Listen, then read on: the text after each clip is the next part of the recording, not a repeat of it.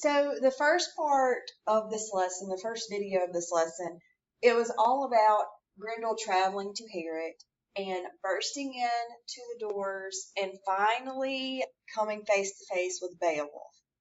And he wants to run away because he knows that he has a good chance of being defeated, but Beowulf does not let him go. So what we're focusing on right here in this next portion that we're going to read is I want to focus on imagery.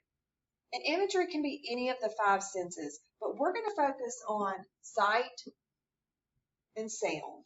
So anything that helps you imagine what it looks like during the battle, anything that helps you imagine what it sounds like during the battle.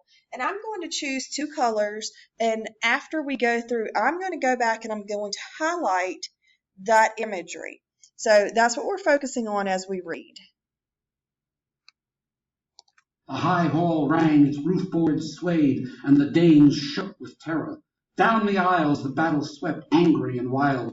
Herod trembled, wonderfully built to withstand the blows, the struggling great bodies beating at its beautiful walls. Shaped and fastened with iron inside and out, artfully worked, the building stood firm. Its benches rattled, fell to the floor, gold-covered boards grating as Grendel and Beowulf battled across them.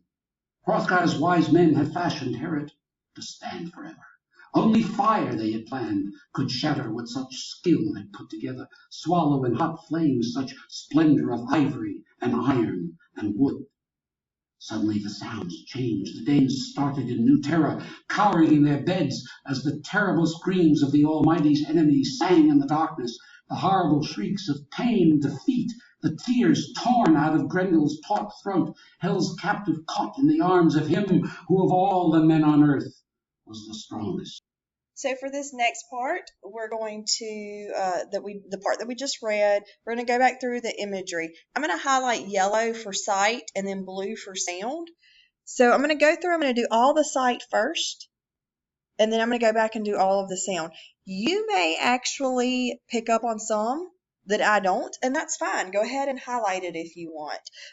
And then I may do some that you aren't too crazy about. So just highlight the ones that you think are the best. All right, so we're going to do sight first. The roof boards swayed. I can imagine the roof boards swaying back and forth as they are battling. The Danes shook with terror. All right. Herod was wonderfully built. Let's keep going down, finding us some of the sights.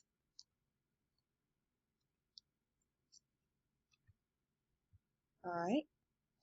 So this part, great bodies beating at its beautiful walls. You've got iron. Here it is artfully worked.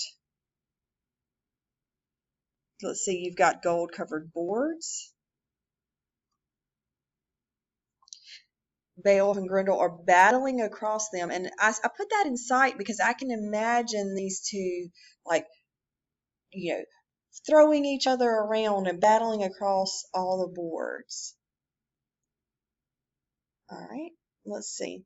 You've got ivory, iron, wood. The Danes are cowering in their beds, so that helps me imagine the Danes scared and cowering down. All right, so those are the ones that I get for the sight. And those are the ones that if it helps me imagine what it looks like and what's going on, then I'm counting that as imagery.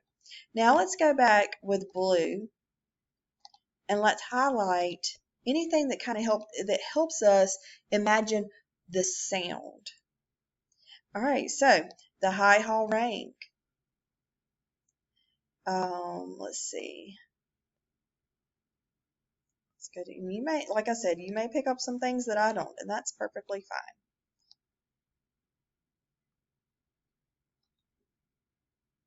fine. All right. The benches rattled. It kind of helps me imagine the sound of rattling.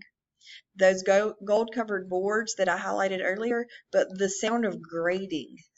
I can just imagine like a high-pitched grating noise. All right. All right, right here it says the sounds changed. So we know even though that doesn't really help us imagine what it sounds like. It's giving us a signal that you've got some more imagery coming up about how the sounds changed. So let's look and see how it describes that part. All right. So how did the sounds change? There were terrible screams of the Almighty's enemy, which, by the way, that's another kenning. Almighty's enemy, that's Grendel. There were horrible shrieks of pain. So how did the sounds change? Go back to the sounds from earlier.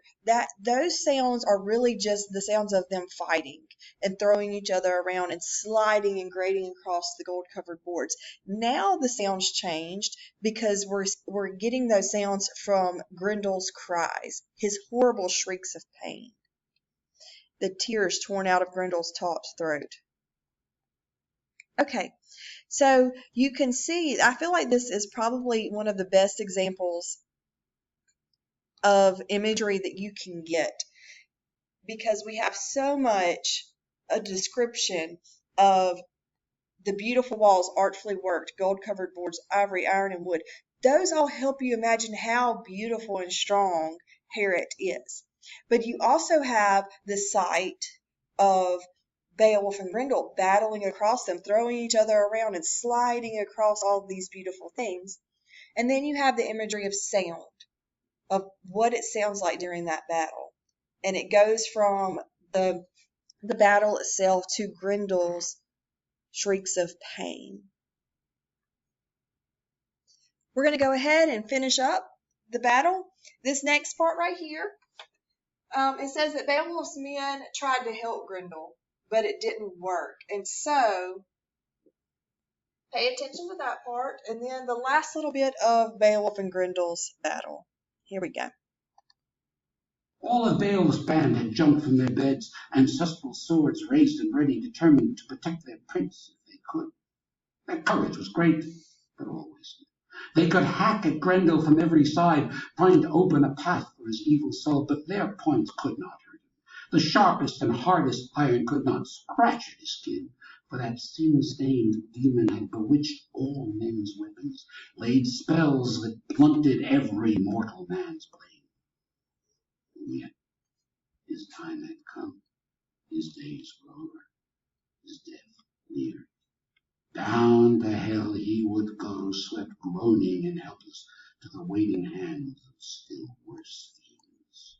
Now he discovered, once the afflicter of men, tormentor of their days, what it meant to feud with Almighty God. Grendel saw that his strength was deserting him, his claws bound fast. Higlach's brave follow tearing at his hands. The monster's hatred rose higher, but his power had gone. He twisted in pain, and the bleeding sinews deep in his shoulders snapped, muscle and bones split and broke. The battle was over. Beowulf had been granted new glory. Grendel escaped, but wounded as he was, could flee to his den, his miserable hole at the bottom of the marsh, only to die, to wait for the end of all his days. And after that bloody combat, the Danes laughed with delight. He who had come to them from across the sea, bold and strong-minded, had driven affliction off, purged Herod clean. He was happy now with that night's fierce work. The Danes had been served as he'd boasted he'd served them. Beowulf, a prince of the Geats, had killed Grendel, ended the grief, the sorrow, the suffering forced on Hrothgar's helpless people by a bloodthirsty fiend. No Dane doubted the victory.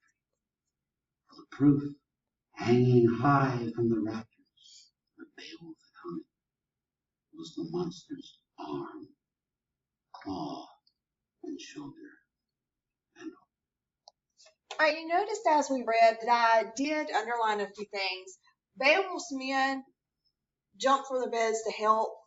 They really wanted to help their prince, but it says they could hack at Grendel from every side, but their points could not hurt him. They could not scratch at his skin. And then here's your why. The answer to why is that he had laid spells on every mortal man's blade.